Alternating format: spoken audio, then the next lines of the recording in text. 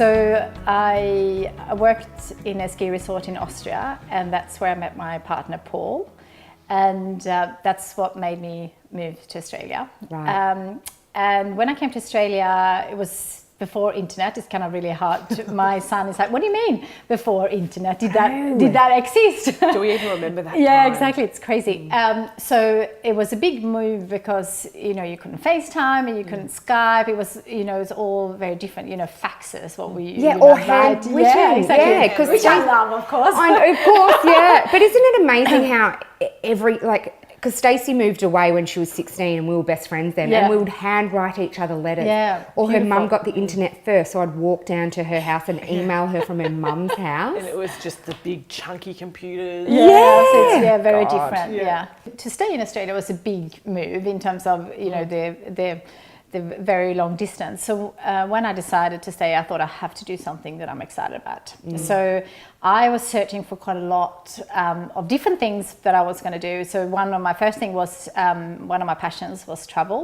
So I then worked for free in a travel agency here, and just to see if that was for me. And I couldn't afford to do the course, so I asked, can I work for free until I give value? And then I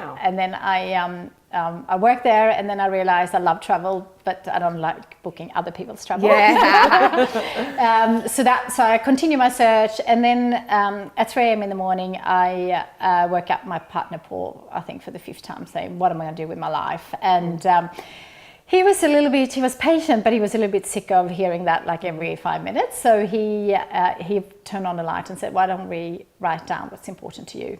So at 3 a.m. in the morning, I wrote down that I wanted to drive to work every single day, and especially on a Monday morning, and absolutely love what I was doing. I wanted to have a business on my own, but I had no idea in what industry or what I was going to do. I wanted to have a connection with Sweden. That was really important. My brother was sick at the time, so I had to go home a couple of times last minute, and so I thought I'm going to have to do something that brings me back home. I wanted to work with Swedish design. That was one of my passions. And then I worked out the phone bills and rent and food and travel was where my money went. So I worked out that if I can make $500 a week, then I can do what I want to do. So that was also on my list as well.